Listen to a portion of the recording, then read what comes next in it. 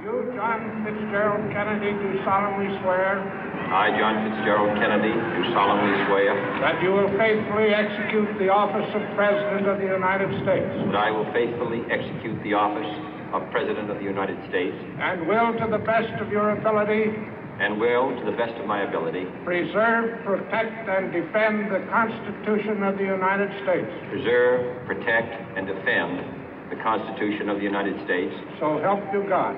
So help me God.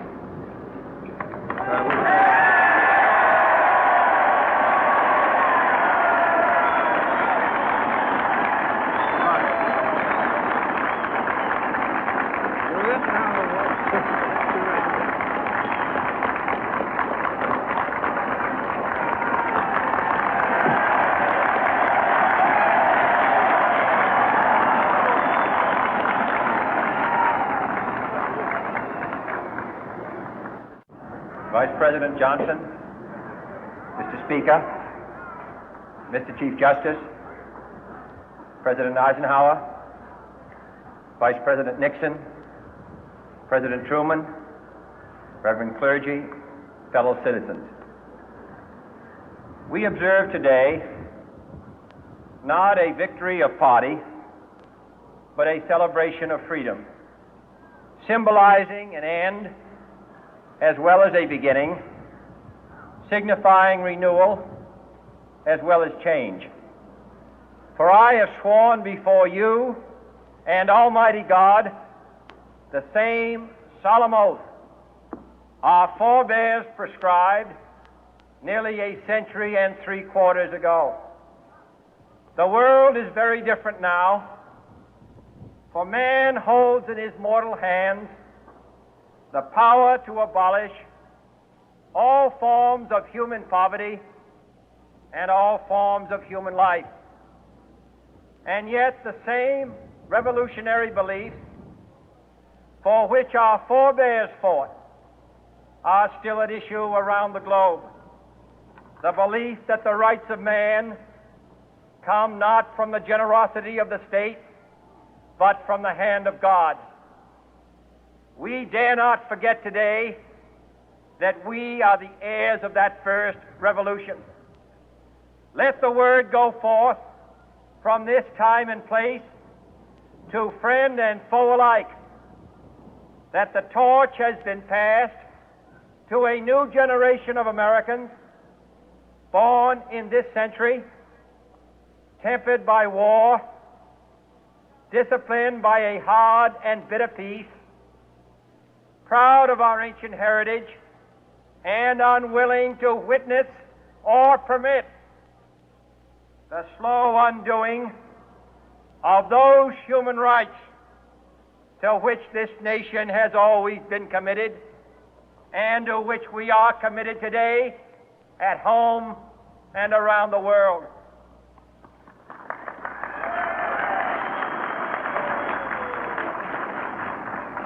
Let every nation know, whether it wishes us well or ill, that we shall pay any price, bear any burden, meet any hardship, support any friend, oppose any foe to assure the survival and the success of liberty.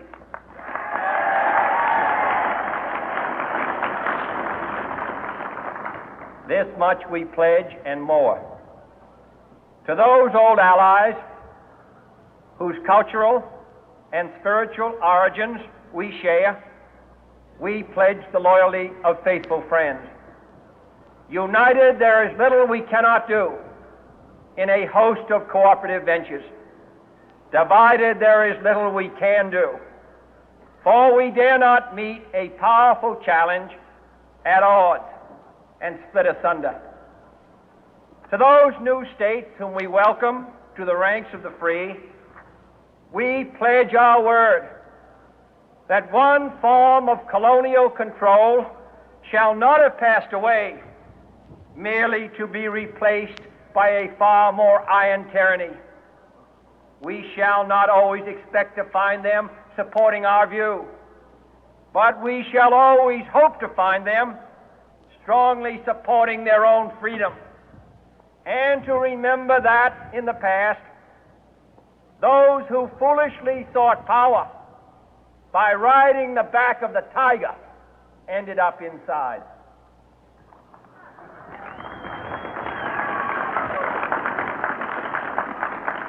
To those people in the huts and villages of half the globe struggling to break the bonds of mass misery, we pledge our best efforts to help them help themselves for whatever period is required, not because the communists may be doing it, not because we seek their votes, but because it is right. If a free society cannot help the many who are poor, it cannot save the few who are rich.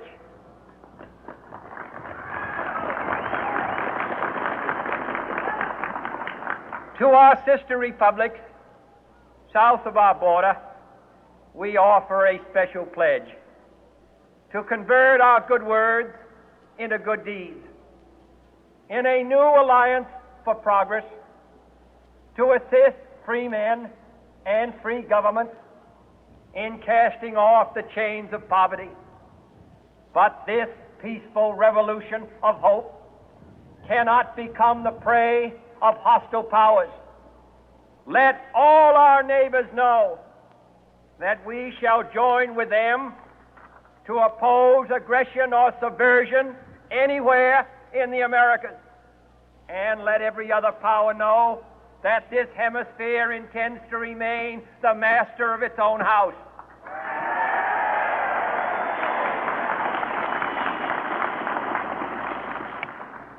To that World Assembly of Sovereign States, the United Nations, our last best hope, in an age where the instruments of war have far outpaced the instruments of peace, we renew our pledge of support to prevent it from becoming merely a forum for invective, to strengthen its shield of the new and the weak, and to enlarge the area in which its writ may run. Finally, to those nations who would make themselves our adversary, we offer not a pledge, but a request that both sides begin anew the quest for peace. Before the dark powers of destruction, unleashed by science, engulf all humanity in planned or accidental self-destruction, we dare not tempt them with weakness, for only when our arms are sufficient beyond doubt can we be certain beyond doubt that they will never be employed. But neither can two great and powerful groups of nations take comfort from our present course, both sides overburdened by the cost of modern weapons, both rightly alarmed by the steady spread of the deadly atom, yet both racing to alter that uncertain balance of terror that stays the hand of mankind's final war. So let us begin anew, remembering on both sides that civility is not a sign of weakness, and sincerity is always subject to proof. Let us never negotiate out of fear, but let us never fear to negotiate.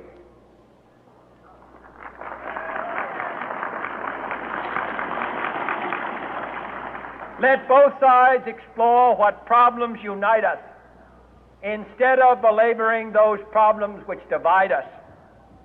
Let both sides, for the first time, formulate serious and precise proposals for the inspection and control of arms, and bring the absolute power to destroy other nations under the absolute control of all nations.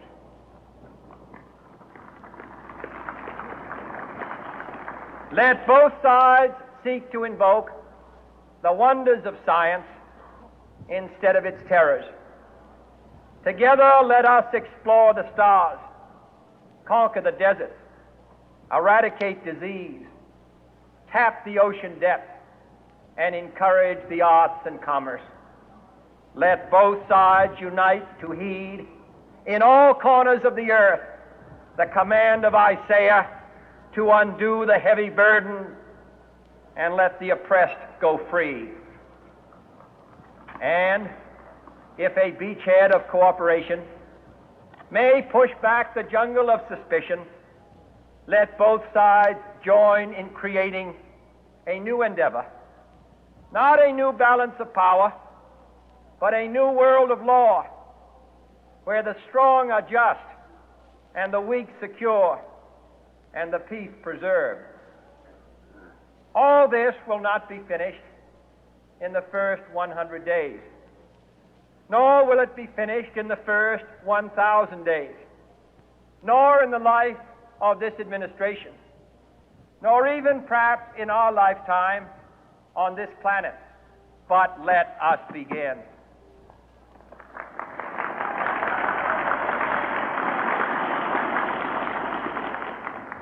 In your hands, my fellow citizens, more than mine, will rest the final success or failure of our course.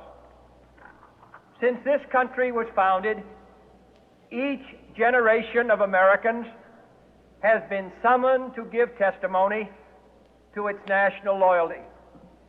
The graves of young Americans who answered the call to service surround the globe.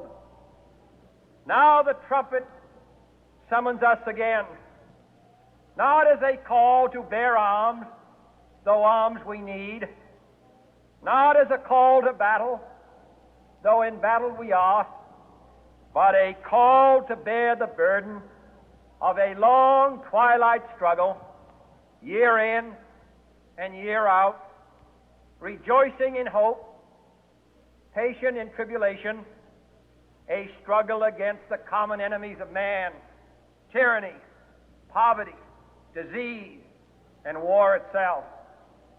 Can we forge against these enemies a grand and global alliance, north and south, east and west, that can assure a more fruitful life for all mankind? Will you join in that historic effort?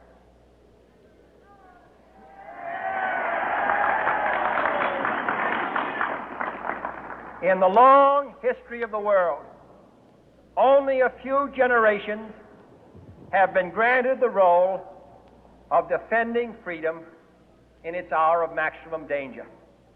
I do not shrink from this responsibility. I welcome it.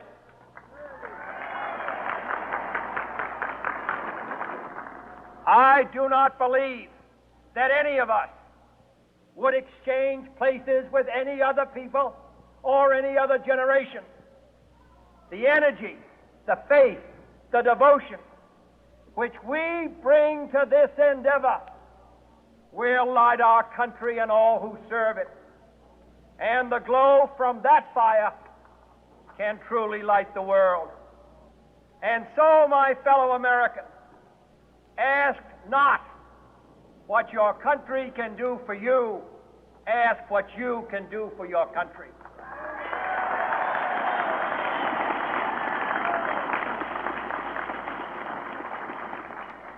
My fellow citizens of the world, ask not what America will do for you, but what together we can do for the freedom of man.